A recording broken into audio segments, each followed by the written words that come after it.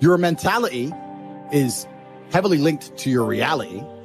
And the fact that most people have such weak mindsets comes from the fact that they have a weak life, a weak body, a weak social circle, a weak network, a weak bank account, a weak relationship, and then their mind is weak. Well, of course. Whereas if you had a group of soldiers around you, men who were dedicated, who would ride or die with you, if you were strong, if your woman would never leave you no matter what because she idolizes you, then your mentality would be strong. Your mind would be strong by extension. So if someone comes to me and goes, I doubt myself, I usually look at them and go, yeah, I understand why. You're a little fat piece of shit. You're stupid. Of course you do. Excuses sound best to the person that's making them up. Stop feeling sorry for yourself. Get off the pity potty. Telling everybody your sad and sob stories, trying to get people to show up to your pity potties and your pity parades. If you ever see me in a Rolls Royce, a 6 or 7 star hotel, living my life to the fullest, don't get jealous of me, because I worked my ass off to get it. Nobody handed me nothing. Wake your ass up. Awaken the beast inside. It's game on. It's go season. It's time for you to take advantage of the access and the resources that you have in your country and your community. You got a problem with your life. You got a problem with your environment. Do something about it. If you want it, go get it. Every man understands you shouldn't be complaining about things you cannot change. You have to play the cards you're dealt. To be born a certain height and then to sit there and go, what do I do? I'll tell you what you do. You become the best version of yourself, just like everyone else does. Nothing about the height is in and of itself enough value for me to be a valuable man. As a man, you build your value. You are born with the cards you're dealt. Sure, it'd be ideal. Look, I'd love to be 7 foot tall. I'm not. So it's the same argument. If you're 5'2", you need to become rich, strong, and funny, and charismatic, and interesting, and witty. If you're 6'4", you need to become rich, strong, well-connected. It's the same game. So to sit there and complain about it is asinine. Excuses are for weak people. If you're going to make it happen, get your ass up and get to work. No more excuses. No more, I'll start tomorrow. No more, just this once. No more accepting the shortfalls of my own will. No more taking the easy road. No more waiting for the perfect moment. And no more indecision and no more lies. No more weakness. Now is the time for strength. And through strength and through will and through unwavering discipline, I will become who I want to be. If you don't execute, you're not just cheating yourself, dude. You're cheating your family. You're cheating your employees. You're cheating your team. Whatever you're a part of, it's bigger than you, man. Many of you have given control of your life to your feelings. You got to take back control right now. You must harden your fucking mind. You got to discipline yourself. When it's time to rise, you fucking rise. When it's time to work, you fucking work. You have to just work. At some point you have to bite the bullet and just work. Working harder is never going to not help. No matter what scenario you're in, working harder is never going to not help you. And it's amazing that I give different versions of the same answer for 99% of the questions I'm asked. Work harder. If you have a problem, whether you're broke, whether you're out of shape, whether your friend dies, whether your girl leaves you, whether you're depressed, whatever it is, working harder is almost always the answer. So you know what you need to do.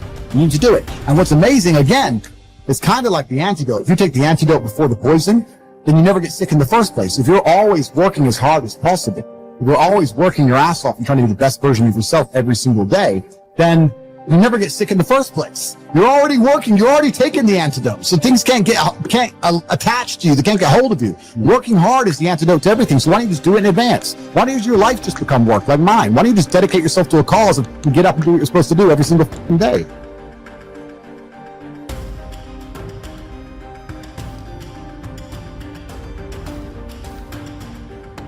I want to talk to you today because I hope that of all the talks that happen here, you forget about me, but that this changes your life. And I want to remind you of something as I begin today, that you were born to do something great with your life, that you're extraordinary. Listen to me, that you're enough, that you're special, that you're favored, that you're chosen, regardless of where you come from, regardless of what you've been carrying with you. Some of you come in here today, and you know what? You've even thought of harming yourselves. Maybe you're even proud of the fact you haven't killed yourself. But every day, some of us are killing ourselves with the shame we carry from something we've done, some humiliation, some fear. We put this gun to our head every day that tells us we're not enough. We're not strong enough, pretty enough, smart enough, favored enough, that we're doomed. And we carry these guns in our head every day that shame us, that take our confidence from us, that steal our joy. It's like a knife. You don't have to kill yourself because you do it every day. You do it over and over and over again. And there's a better way forward. You can put those things down in your life. You could decide today that you were born to do something great. You could set aside this weapon that you keep using against yourself to hold you back from your joy, from your passion, from your achievement, from all the goodies in life. You could decide today, just intentionally, to set this weapon down, whatever it is. Something from your childhood, a divorce, a business failure, something you're just not proud of that you've done. Set it down. Stop using it as a weapon against yourself and realize that happened for you and not to you. I'll prove it to you. I'm a big believer in fake it till you make it. I don't want you seeing, people say, well, social media is so full of like these fake lives. People have always lived fake lives. I was living a fake life way before social media came along. In fact, when I became an entrepreneur, I wanted to be somebody so bad. I wanted to be rich so bad. I thought, if I don't look successful, no one's going to listen to me. Who's going to listen to a young kid in business about how to save your money when I didn't have any? That was my own limiting belief. What's yours? You have this kind of convoluted limiting belief about why you can't do something right now that's your own BS story you keep telling yourself. How about you just drop that story? How about you just decide it's a lie, even if it is true? I'm not going to just teach you not to tap into your pain. I'm going to teach you how to do it. Okay, I teach people how to change things technically, but I believe in this concept of living blissfully dissatisfied, which means there's a way. Most achievers have it backwards. They think, hey, if I enjoy my success, I'm going to lose all my drive, right? And then other people that aren't successful yet, haven't reached what they want, or they delay their bliss until a destination in the future. Once I get this relationship, once I make that money, once I get that car, once I have that home, then I'll let myself feel bliss. And so I teach you that the concept is you can live blissfully and still be dissatisfied. Your pathway to changing how you feel about yourself, of getting to the next level, is always giving, always giving, always giving. I have this thing I kind of run my life through that kind of is my governor on my life of when I'm trying to give and when I'm trying to make a difference for people. And I just have this hallucination. I am a Christian, and so I believe that someday when I die, there's an accounting. I don't care if you. I'm actually one of these very interesting people that I believe in the quantum field and energy because I know it exists, and I believe my Lord and Savior created it.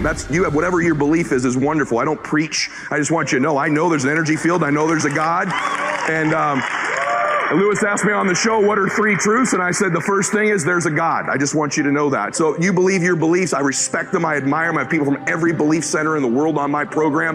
But I just want to say to you, this is my prism. I live my life through. It governs my decision making. And I make mistakes all the time. One of the cool things about being a Christian is I'm saved by the grace of God because I know I'm going to sin. That's one of the cool things about my particular faith.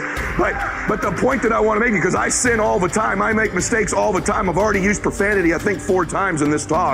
So I know for sure I've messed some mistakes. But let me tell you how I govern my life. I believe at the end of my life there's an accounting.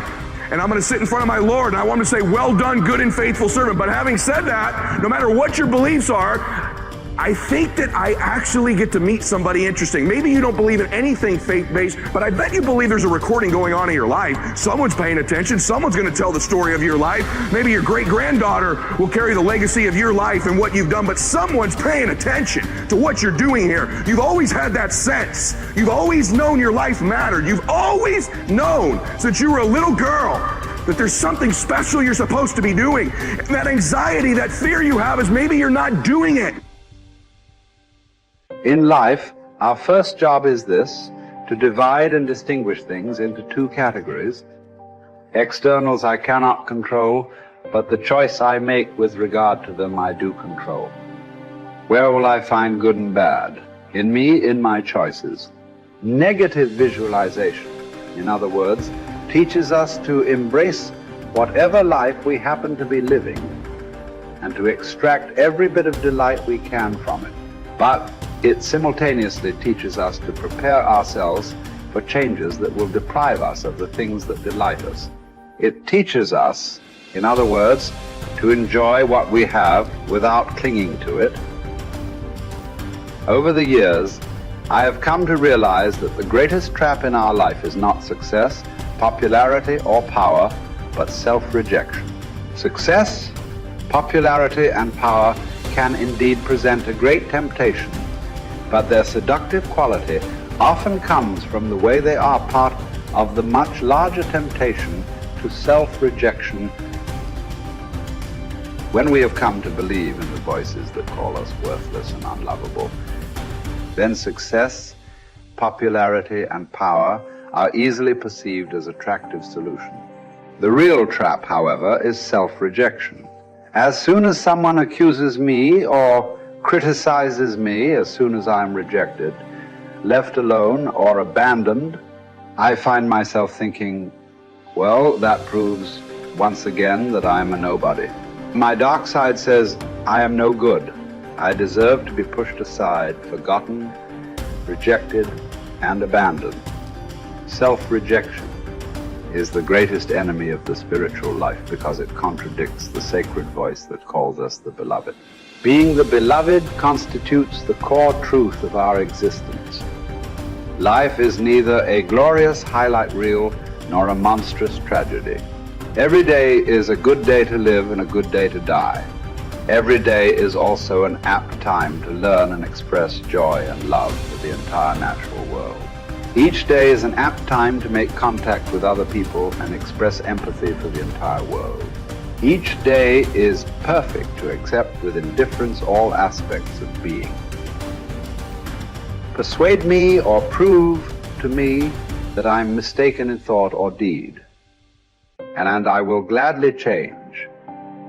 For it is the truth I seek, and the truth never harmed anyone. Harm comes from persisting in error and clinging to ignorance. Let us too overcome all things, with our reward consisting not in any wreath or garland, not in trumpet, calls for silence, for ceremonial proclamation of our name, but in moral worth, in strength of spirit, in a peace that is won forever, once in any contest fortune has been utterly defeated. How is it that discipline and the straight and narrow offer the best chance for a good life? And how is it that we have forgotten that is the case? Well, the reason that discipline is necessary is because you're a mass of competing short-term interests. And so the question is then, well, which short-term interest should win out? And the answer to that is, well, none of them. They need to be organized into a hierarchy that makes them functional across time and across individuals. So like a 2-year-old is very likely to act out his or her proximal impulse. But of course, a 2-year-old can't survive in the world. You have to bring your primary instincts, let's say, under the regulatory structure of a higher order value system that allows them to manifest themselves without undue mutual sacrifice across large spans of time in the presence of large numbers of other people.